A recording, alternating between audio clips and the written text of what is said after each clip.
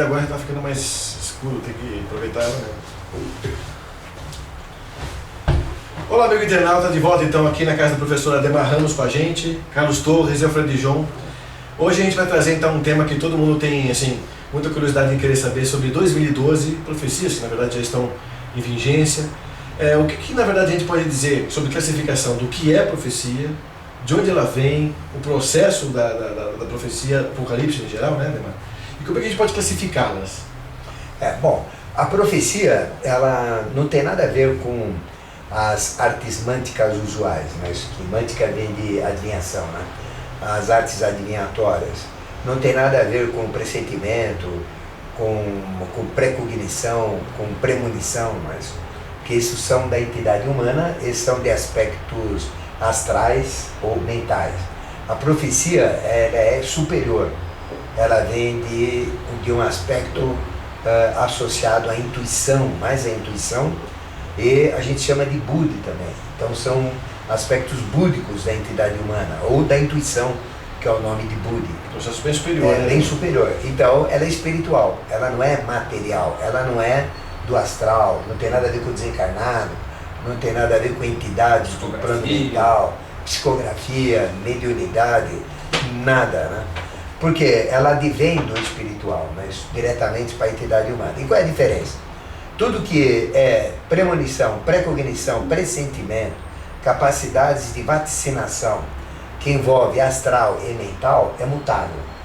Nós podemos mudar. E isso está conectado onde? Na retrocognição, na simultocognição e na pré-cognição. Como no retrosentimento, simultosentimento e pré-sentimento. Como na retrocognição, simultocognição e pré-cognição. Que é passado, presente e futuro. Não dá mais que isso, né? Então a profecia, ela não fala do passado, ela fala do futuro, é uma característica da própria profecia, porque ela é espiritual. O material é o presente, o material é o passado, então ela fala do futuro. Então não tem profecia que vai te falar de 1900, se nós estamos, né, em 2011 para 2012, mas não tem sentido um negócio desse, né? Então ela fala do futuro, é uma grande diferença. E às vezes no astral a gente tem percepções do passado, ou do que está acontecendo simultaneamente agora. E alguém capta isso. Então já existe essa diferença. E tudo que vem do astral e do mental, pressentimento, premonição, precognição, mesmo ligada no futuro, nós podemos mudar. Nós podemos, por exemplo, reduzir os efeitos maléficos e otimizar os efeitos benéficos. Simplesmente atuar. Então nós podemos atuar. Eu posso reduzir prejuízos e posso aumentar lucros. É uma questão de usar de inteligência. Profecia não. O que é determinado é lei, é rígido, ninguém muda. Então não tem como nem adiar, mudar. não pode adiar? Não tem como mudar. E justamente porque não tem como mudar, ela é implacável. Mudar sim. Ela pode ser mudada, mas também tem que ter um motivo muito justo, justificável para mudar. Como eu já falei, não é isso, na outra exposição, sobre a profecia do Rei do Mundo, né? Ele viu e fez a profecia. Ele falou, cada 10 mil vai sobrar um. Isso em 1899. Ele falou, não dá. Está tudo atrasado. Então eu vou acelerar o processo e mudar isso. Ele mudou. Então a próxima, mudar pode, mas só alguém de muita consciência. Então a diferença da intuição é que ela é espiritual, a profecia é espiritual, e ela é imutável. Mas tem uma vantagem. Mesmo sendo imutável, eu posso tentar reduzir efeitos para mim. Eu posso tirar vantagens em cima disso também, não é? Se eu acreditar na profecia, né? Eu não posso mudar o fato em si, mas sabendo como vai acontecer, eu não vou. Por exemplo, imagina se uma profecia determina que vai acontecer um cataclismo em tal país. Por que eu vou naquele país? Não vou. Vou evitar. E ninguém vai mudar porque vai acontecer naquele país, porque está determinado por lei, por uma lei espiritual, lei superior que ninguém muda. Mas eu, se eu souber da profecia e confiar nela... Mas a batalha de Armagedon é imutável? A batalha de Armagedon é imutável. Essa é imutável. Porque a batalha de Armagedon é uma batalha que ela é cíclica. Ela não existe uma última batalha. E essa profecia sempre acontece. E se a gente olhar o histórico da humanidade, nós sempre tivemos batalhas. Mas, por exemplo, qual é o lugar do mundo que mais teve batalha? Que mais teve... qual é a cidade mais sitiada, mais destruída, mais atacada? Médio, né? Jerusalém. Então são quantos anos? Tem a história antes de Cristo, dos hebreus, das guerras dos hebreus, e depois vem todo mundo lá. Eles já nem sabem mais o que estão os brigando. árabes, os egípcios, os mamelucos que estiveram lá. Foi terrível, né? Embaixo da cidade de Jerusalém tem várias Jerusalém. Várias Jerusalém. Tem regiões que tem 7 cidades, 6, 8 cidades. Porque destrói, constrói, destrói. Não foi a Jerusalém inteira que foi destruída, né? Ela foi destruída inteirinha, né? 2 vezes só. Quando foi? Né? 2 vezes. Isso foi na época de Tito, né? Que destruiu, no ano 70 da nossa era, né? E depois, quando houve os antepassados do Saddam Hussein aí do Iraque, né? E aí teve aquela grande guerra que destruiu e levaram todos os judeus como cativeiro para a Babilônia, né? Está ali destruiu inteira. Mas o restante foram destruições, mas eram destruições violentas, né? Você esteve lá e você viu, né? Como é a cidade de Davi, fica lá para baixo, né? Então todo mundo fica pondo a mão de Jesus, pôs a mão, ajoelhando. Foi Verônica, mas que foi lá para baixo. Não foi lá. Ali já construíram, colocaram coisas. Mas pro turismo, porque antigamente não tinha como levar entulho, né? Eles não usavam entulho, né? E construir a cidade em cima do próprio entulho, né? Usavam entulho para construir a cidade, construir em cima. Simplesmente eles cobriam e davam sequência à cidade, né? Então esse é o processo, né? Então a intuição, ela é verdadeira, ela é real, ela é fidedigna e imutável. Essa é a grande característica dela. Depois a intuição não vem do homem, não vem de um processo de mediunidade, não vem de um processo de qualquer coisa que seja, mas por qualquer prática que seja. Ela vem direta do espiritual. É angélico? Vem diretamente do mundo angélico, do mundo superior e cai diretamente na consciência humana. E ela não determina, geralmente, a data precisa. Ela não determina. Por que ela não determina? Porque a profecia, ela leva em conta o julgamento. Sempre que existe uma profecia, tem que ter um julgamento. O que é o julgamento? É uma apreciação, uma avaliação, é um filtro, né? E como a gente muda constantemente os fatores negativos e positivos, você não tem como determinar. Então, ela é determinada por faixas, né? Certo? Aquela faixa vem e aplica a profecia. Mas está ligada também. Agora, isso para o homem. O homem não consegue determinar a data exata. Mas para Deus ele determina. Deus sabe, né? Quando é que ele vai... Quando vai acontecer e quando vai aplicar. Mas sempre tem um julgamento associado, né? Então a profecia não é algo assim chutado, inventado, ela segue determinados parâmetros.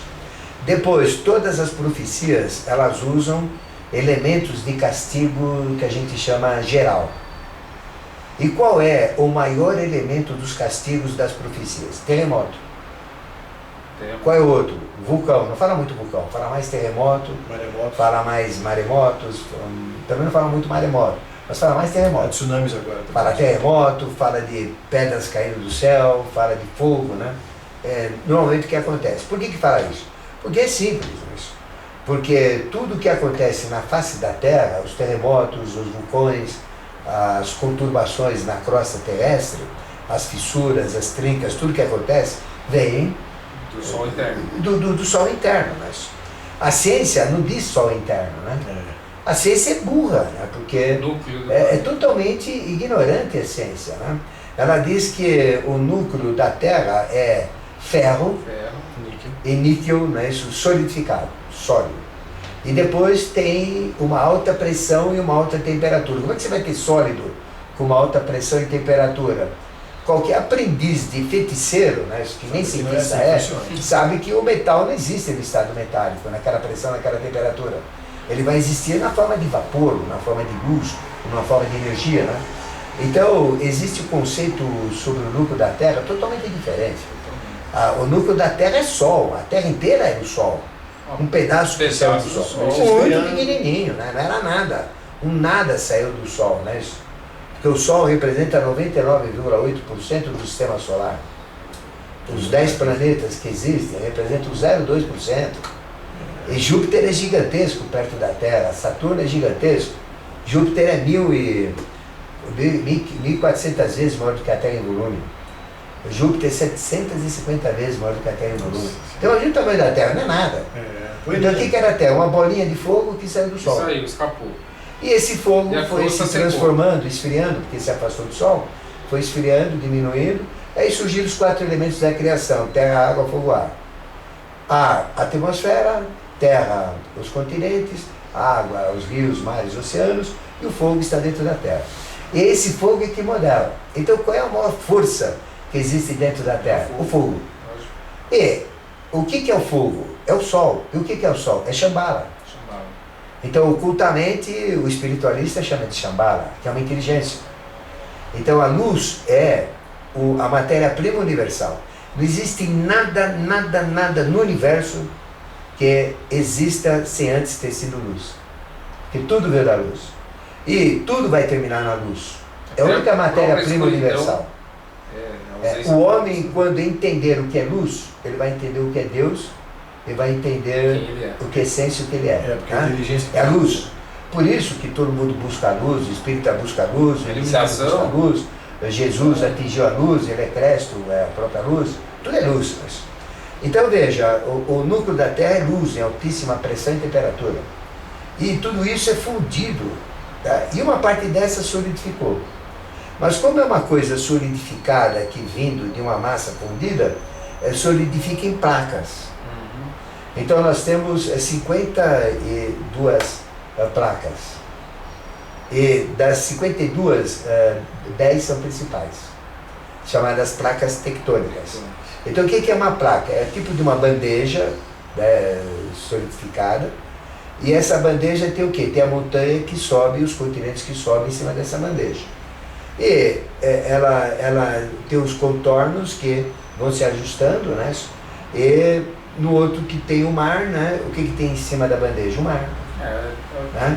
Então a crosta dos continentes tem espessura que vai de 5 km, 6 km, até 50 km. A espessura da crosta. Da crosta. Que aí dão as montanhas, né? O Everest tem 11 mil metros, né? Então, mas para baixo tem também o comprimento, que não vai ser mais do que para baixo disso, 40, 50 km. E esse é onde tem continente. E onde tem mar, ela é mais fina, ela tem cerca de 5, 6 km. Pode ter áreas com um pouco maiores, né? Então veja, isso tudo são placas soltas. Tá? Que vão se ajustando, vão se moldando.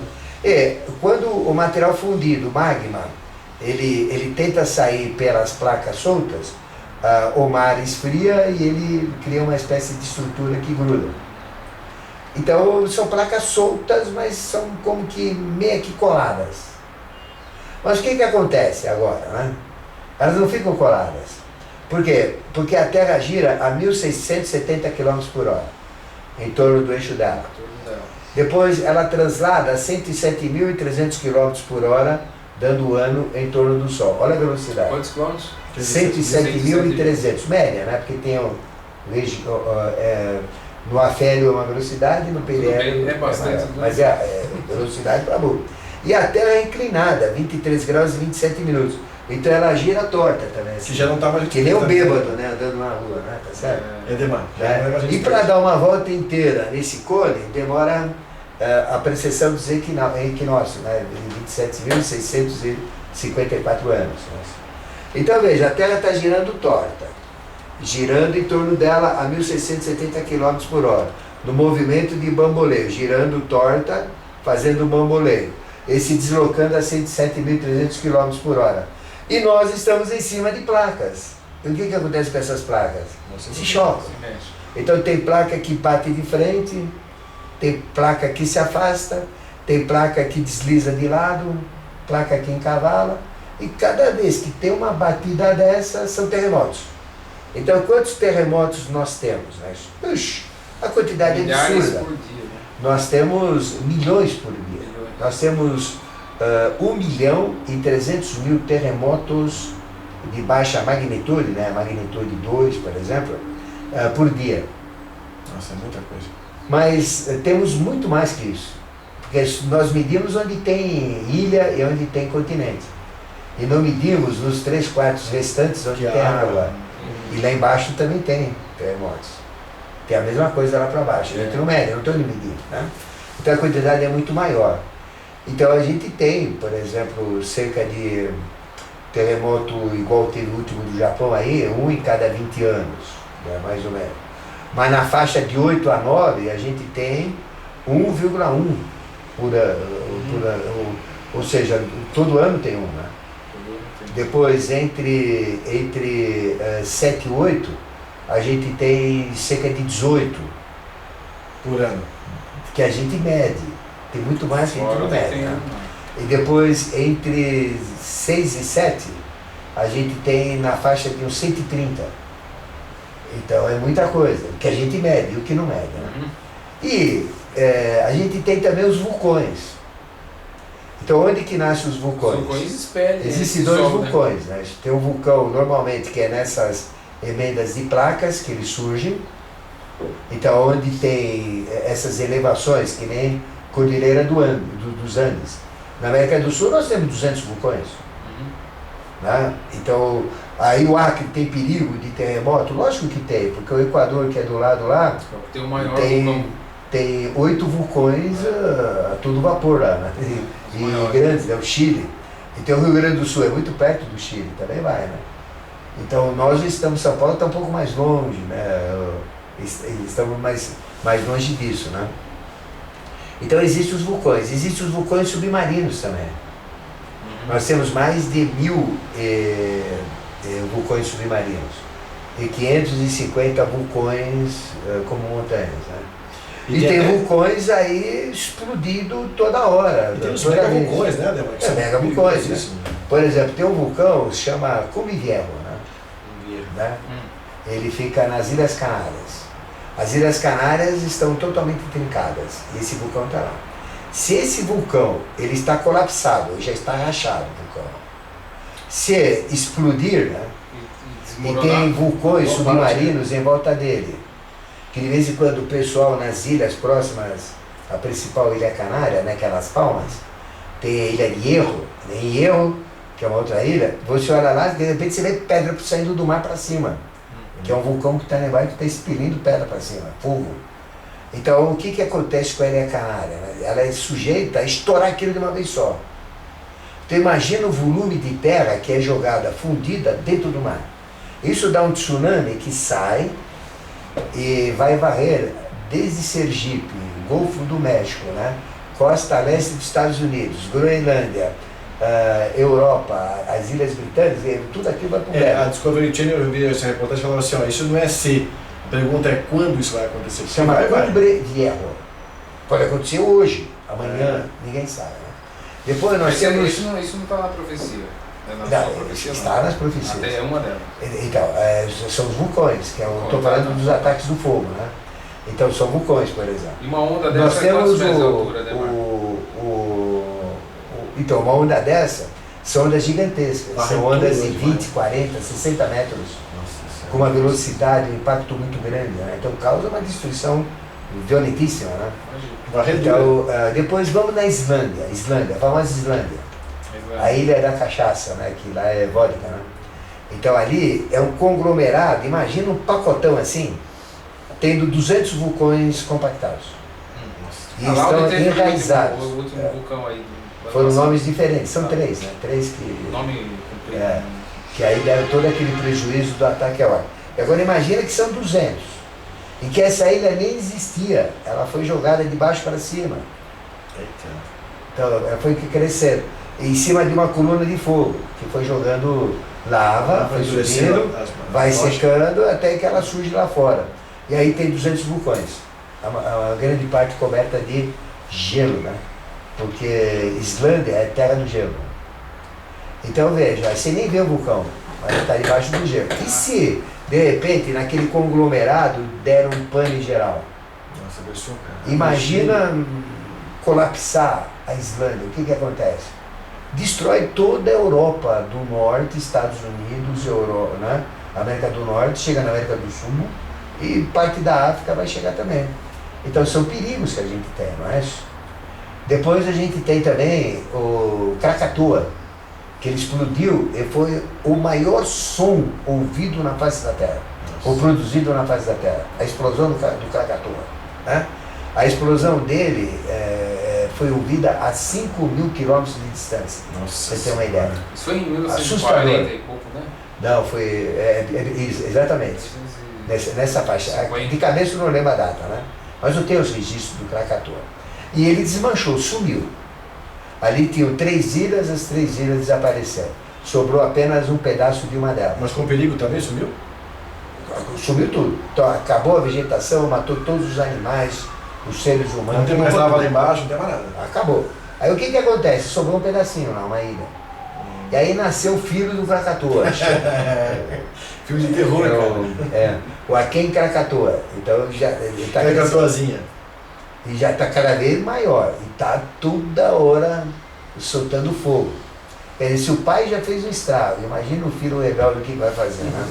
Então é um dos vulcões mais controlados, né, que a gente tem no planeta, esse daí. Então veja, a gente tem possibilidades de terremotos violentas no mundo inteiro. E tem o ciclo do fogo, né? O que é o ciclo do fogo?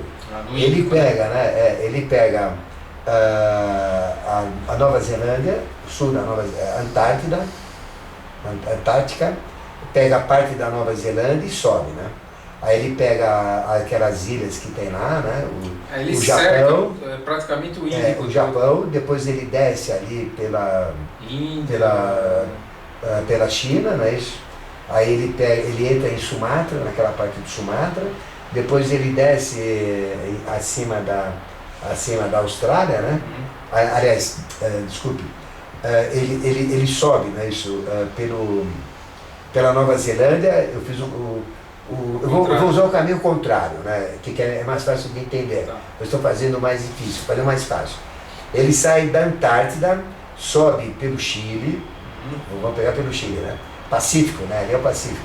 Sobe pelo Chile, pega toda a costa da América do Sul, pega a América Central, pega toda a costa oeste dos Estados Unidos, pega o Alasca, ele desce pelo Kamchatka da Rússia, aí ele pega toda a região do Japão, ele desce por todas aquelas ilhas que tem por lá, entra, né, na parte de Sumatra, onde acontecem os maiores vulcões, né, onde tivemos o maior tsunami, né, recém-ocorrido, né, e depois ele desce, né, pelo norte da Austrália, pega a Nova Zelândia e vem até novamente lá embaixo. Então ele foi um anel de fogo, né, que chama, né, anel do Pacífico.